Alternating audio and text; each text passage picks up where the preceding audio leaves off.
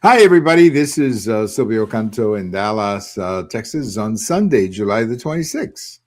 And welcome to our commentary. We usually do a chat with George Rodriguez on Sundays, but this Sunday we're going to do it on Monday.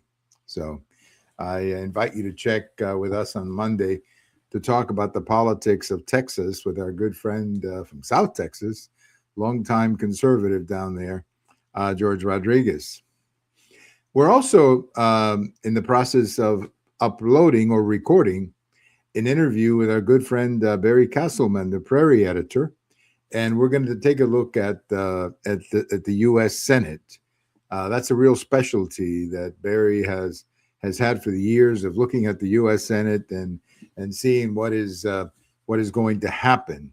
What are some of the states that are going to be surprises, which ones are not, etc. So we'll be recording that with Barry Castleman here um, over the next 24 hours. We'll be uploading it as soon as we record it, but it's going to be very informative, as it always is when we chat with our friend Barry Castleman, also known as the Prairie editor. Well, it's been a fascinating week, but before I get into that, let me just refer you to an article that I have over at the American Thinker Sunday morning, talking about red states and blue states. And the inspiration from the article came from a study that was done by an organization called Unleash Prosperity.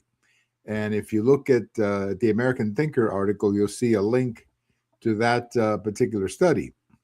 The study is fascinating because it compares the economies of the blue states, Democrat states, let's say, and red states, and points out the obvious conclusion, and that is that red states are getting more prosperous, they're growing in population, they're much more attractive for businesses to open, much easier to do business. Also, many of these red states have school choice, so many parents enjoy that. And of course, on the other hand, you have the blue states that are usually heavily taxed. They're not as attractive to invest. Uh, the teachers union basically controls public education. So these are the two models, right now in the country: the blue model and the red model. And the red model is kicking the blue model, where. It's not even close when you compare the growth and the prosperity. And the article is from Unleash Prosperity. And as I say, if you check my post over at the American Thinker, you'll see a link. It's a very long article. I tried my best to give you some of the highlights of it, but it's just obvious what's happening in the country. If you live in a red state, you're going to enjoy more prosperity, more business opportunities. You're likely going to have school choice, and your population is growing. Another thing, let me talk about population. Another thing that is happening in these red states is that because of the population growth and the census, and there's a census coming up in what, 4 years? And in that census, it is projected that something like 13 districts are moving from blue to red states. Now, these districts, of course, this is how we make up the House of Representatives. And eventually, that's also how we elect the president, through the Electoral College. So clearly, the movement is in the direction of the red states. I'm not saying, as I mentioned in my post, this is not permanent. I mean, this could change down the road. And I think the most likely way that this changes is if blue states, populations in blue states, change who they're voting for. And they start voting for people who are more concerned about prosperity than distribution of wealth, for example, who are more likely to vote for politicians who want to expand the economic base rather than redistribute the wealth that they have.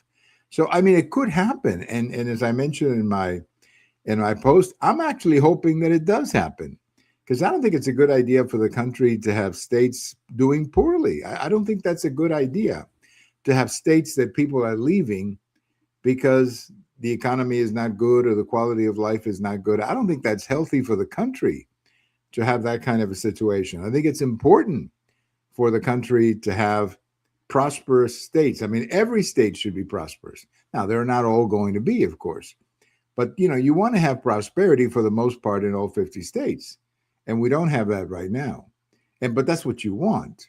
But right now, it's tax policies and business policies that are positive in the red states and negative in the blue states, and that's why in this article over at Unleash Prosperity, you can see the numbers. They put them out there for you. It's obvious the number of businesses that are leaving from blue states and moving to red states. So it's a fascinating idea that we're kind of living through. Nobody talks too much about it. I mean, I guess the only time we talk about it is here in Texas. We're always talking about this company or that company relocating to Texas. Yeah, we do talk about that here.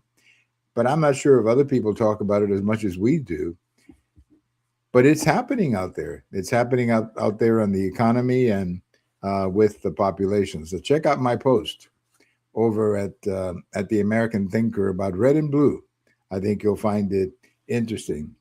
When I look back at what happened last week and what is happening in the Democrat Party, there's obviously a what I would call a crisis for the mind and for the soul of the Democrat Party. The Democrat Party was always kind of a center-left party, but now there's a real conflict between the center and the more further left part of the party. And where's that going to go? I don't know. But, there's talk that they may win the House majority. They may. But if they do, I think that's going to be a real problem for them, because you're going to have all these differences that are going to open up in front of the country. And you're going to see the more extreme left wing of the party try to force the speaker into passing legislation that he knows is not going to get through the Senate. So I think the Democrats are in for a little, as I say, a little bit of a house cleaning crisis. And they're going to have to figure out what kind of party they want to be. Because right now, they're not sure what kind of party they want to be. I think there's a lot of Democrats who would like to stay in the center, but that's not where the energy is. That's not where the money is. Those are not the people voting in primaries, as we've seen in some of these states. So we'll see what happens. But I think that's really, in my opinion, the big story of the week, what is happening with the Democrats and what's happening in these primaries. And then, of course, New York with the mayor and his idiotic statement about arresting the prime minister of Israel. Come on. I mean, he should have known. I mean, it's almost amazing to me. He said that he had a legal department consider the action. I mean, he's got to be kidding me. He didn't know this was impossible to do. A mayor cannot arrest the leader of another country, especially New York, where you have the United Nations and these people come there. They're supposed to come there. That's why they're members of the UN, so they're entitled to go there. So I think the mayor was just pandering to his base when he said he was going to arrest him. And then, of course, when the legal department told him that he couldn't, then he had to go on TV and say, the legal department told me I don't have the authority to do it. He should have known he didn't. But it was all a political stunt by the mayor. That's all that it was, to say the least. Well, I want to talk about something that happened in Cuba 63 years ago today, 1953, July 26, 1953. I have a post about this today on my blog. A couple of years ago, I wrote one at American Thinker today. I also included that in my blog today. And I also have a podcast that I did with my good friend Jorge Ponce a few years ago. Jorge and I are both part of that generation of kids who came to the United States in the 1960s with our parents. We were kids when all of this happened. And then our parents left, so obviously we left with them. And we grew up in the United States, as is my case. I mean, I've been in the United States longer than obviously any other country. So we spoke about this day going back to 1953, just as a quick summary of what happened that day. This was the day that Castro led, or his group called the July 26 Movement, attacked a military barrack in Santiago de Cuba, which is all the way on the eastern side of the island, not far from Guantanamo, the military base. and they attacked a military barrack. It was a total failure. Castro was arrested. Eventually, he was released a few years later under an amnesty, and then he went to Mexico and he came back to Cuba, and you kind of know the rest of the story. But this is one of those days that has become, a controversial day, let's say, in history. And I had an opportunity to talk to my late father quite a bit about this day because my father obviously remembers it. He was, at the time, he would have been about not quite 30 years old. I think he was 27 when this happened. So obviously he has a good memory of it. And he told me a lot about it. And he told me that when it actually happened, not that many people thought this was that important, that it was not really a day that a lot of people thought would mean anything or would change anything. And, people saw it as just another political action, but nothing consequential. They certainly didn't think that we'd be talking about it 63 years later. But of course, once Castro took over, then this particular day became part of the history of Cuba, and it was kind of like the beginning of the revolution, that kind of thing, which is, of course, the way they want you to remember this day. But, all I can tell you about it is that my parents were there, and they don't remember this day as being that consequential back then, but it did, of course, become consequential when Castro became the leader of the country, and they had to write the history of the revolution, and this became the opening day of that revolution. So check out my post. I have several over at my blog. I also had one at American Thinker a couple of years ago, and I did over at X.